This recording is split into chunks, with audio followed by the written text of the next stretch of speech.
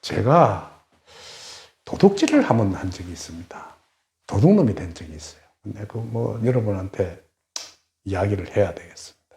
제가 중학교 1학년 때 참 집안이 가난했어요. 아버지는 어디로 가버리고, 어머니는 아무 능력이 없는데, 굶는 거하고 먹는, 그러니까 아들 귀하다고 엄마는 어떻게 해서 보리밥이라도 먹여서 학교를 보내고 이랬는데, 소풍 때가 됐어. 소풍을 어디로 갔냐면 범어사라는 절로 갔습니다. 근데 어머니가 소풍 가지 말라는 거예요. 근데 막 울면서 소풍 가야 되는데, 왜냐면 중학교 들어가서 첫 번째 소풍인데, 안 가고 싶겠습니까? 그죠? 그러니까 그 어머니가 돈을 어떻게 주느냐 하면, 그때 전차가 다니는데, 전차 왕복할 수 있는 돈만 딱 주는 거예요. 전차를 타고 범어사 밑에서 내려가지고 걸어 올라가야 돼요. 걸어 올라가는 거, 그때 요새는 차가 가까이 올라가니까 다 옛날에 걸어 올라갔으니까. 걸어 올라가고, 걸어 내려와서 전차를 타고 집에 오면, 집에까지 전차 종점에서 내려서 한 3, 40분 집에 걸어와야 돼요. 그 돈만 주는 거예요. 그러면서 도시락을 하나 싸줘. 그게 끝이에요. 나는 그것도 감지덕지 하면서 이제 전차를 타고 범어사를 가서, 그때 봄철인데 날이 참 더운 거예요. 근데 이제 아이스케이크 장사가 아이스케이크 하면서 등들이 메고 이제 돌아다녀. 돌아다니는데 어떻게 하냐면 가위바위보를 해가지고 지면 1개를 주고 내가 이기면 2개를 준다는 거예요. 근데 가만히 보니까 전차표를 가지고, 생각에 전차표를 가지고 가위바위보 해서 아이스케이크를 먹으면 거기에서 걸어온다면 한 3시간, 4시간 걸려요. 그걸 감수하고라도 아이스케이크가 먹고 싶더라고. 그래서 가위바위보를 해서 이겨가지고 아이스케이크 2개를 먹고 난 뒤에 전차표가 없어져 버렸어. 이제 아이스케이크를 먹고 나니까 목이 더 말라. 도시락은 까먹었지만은 그때 보물찾기를 한다는, 난 하나도 못 찾았어. 그러다가 대웅전 법당에 들어갔어. 나도 모르게 이끌려 들어갔지. 요새는 불전함이 돼서 통을 나눴는데, 옛날엔 통이 없었어요. 그냥 부처님 앞에 음식을 이렇게 넣어 놓으면 그 옆에 사이사이에다가 지폐를 하나씩 넣고 인사를 했어. 근데 나도 모르는 사이에 부처님 앞에 있는 지폐를 한 장 톡 쥐어서 훔쳤어. 훔쳤는데 이 어설픈 친구가 옛날에는 과자를 이렇게 예쁘게 높게 쌓았어. 예를 들어 동글동글한 무슨 사탕 같은 거 이런 걸 가지고 납작하게 넣은 걸 아주 예쁘게 쌓아놨는데, 그걸 건드려 무너뜨려 버린 거예요. 그러자가 젊은 스님이 내 맥살을 딱 지더만은 끌고 나와서 그 대웅전 앞바닥에서 내가 기싸대기를 한 2-3차례 얻어맞았어. 이놈 도둑놈 새끼, 학교에서 공부를 하지 도둑질을 하러 다닌다고. 그래, 나는 얼떨결에 코피를 흘리면서 맞고 있는데 지나가는 스님이 되게 뭐라 하는 거예요. 야 이놈아, 이래. 그 스님을 보고. 그게 어째 네 돈이냐? 응? 스님, 얘가 그 법당 앞에 있는 불전을 도둑질 해가지고 안에 있는 과자도 다 부숴버리고 이랬습니다. 그러니까 스님 한다는 말이 이 말이에요.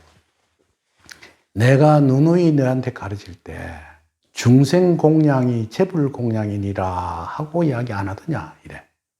즉 중생이 먹는 것이 바로 부처님이 먹는 것이니라, 이 말이란 말이다. 그리고 중생이 와서 돈이 필요해서 좀 가져가면 놔두지, 과자가 필요해서 먹고 싶으면 두지, 왜 그걸 너 마음대로 데리고 와서 그 어린 애를 코피가 나도록 때리고 네 마음대로 하느냐고 되게 호통을 치는 거예요. 그러니까 스님 잘못했습니다 하더라고. 그때만 해도 그 불교의 세계의 위계 질서가 대단했던 모양이에요. 지금 그러니까 거의 중학교 다니까 50년도 넘었겠죠. 60년 정도 됐을 겁니다. 그러더만 당장에 부르더만 그거 가서 돈 2장 더 가져오라 해. 난 지금 2,000원인가 가져오라 했는데 그건 잊어버리고 지금 생각에 2장이에요. 그러니까 불전 앞에 놓여있던 돈 지폐를 2장 가져왔어.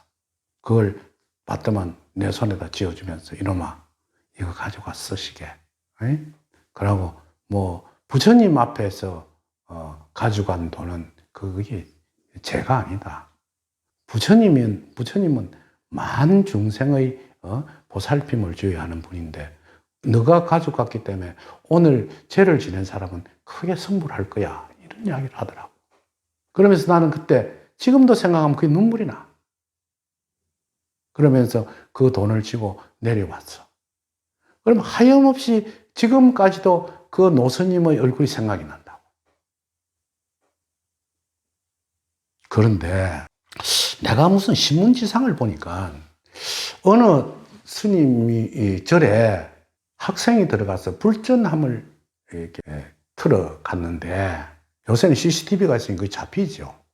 잡혀가지고 경찰서에 있는 걸 그 주지 스님이 합의를 해줘서 용서를 해줬다는 이야기를 들었어. 그러면서 그 스님을 참 칭송하더라고. 야, 내가 그 옛날 생각이 나는 거예요. 근데 가만히 생각해 보니까 그 불전함을 틀어서 그 형사가 그 수사를 하기 위해서는 틀림없이 고발을 했을 거라고. 불전함을 누가 틀어갔어. 그러면 형사가 와서 CCTV를 돌렸을 거라. 돌리면 그 안에 어느 학생이 그 안에 돈을 뚱쳐가는 모습을 보고 형사들이 추적해서 그 학생을 경찰서에 잡아줬을 거란 말이에요. 그리고 스님은 와서 용서해 주라고 했었다. 좋은 일이에요. 그리고 그걸 어느 기자가 보고 아주 훌륭한 스님이라고 칭송을 한 것도 내가 봤다. 그런데 내가 가만히 생각이 들었어. 옛날 그 노스님과 현재의 그 스님과 어떤 차이가 있는가? 아마 그 노스님 같으면 CCTV도 달지도 않았을 거고, 돈이 없어졌다고 해서 고발도 안 했을 거고, 형사가 그걸 잡지도 말라 했을 것이다. 그런데 잡고 보니 학생이고 뭐 어째서 용서를 해줬다는데, 이제 종교도 많은 변천을 가지고 왔구나. 옛날에 그 노스님의 그 인자스럽고 그 엄격하면서도 온화한 그 모습은 지금 현재 어느 스님한테도 찾아볼 길이 없으니 참 인생이 굉장히 무상하다는 생각이 듭니다. 부디 옛날 그 스님이 다시 환생을 해서 지금 현재 좀 이렇게 허물어져 가고 있는 종교계를 혁신해 주었으면 하는 것이 제 바람이고, 제 역시도 그런 훌륭한 그 스님을 만났는데도 스님 되겠습니다. 그 승려 되겠습니다 하고 달라들지 못한 내 자신을 가만히 보면서 아주 용기 없는 놈 하면서 지금도 그 생각이 듭니다.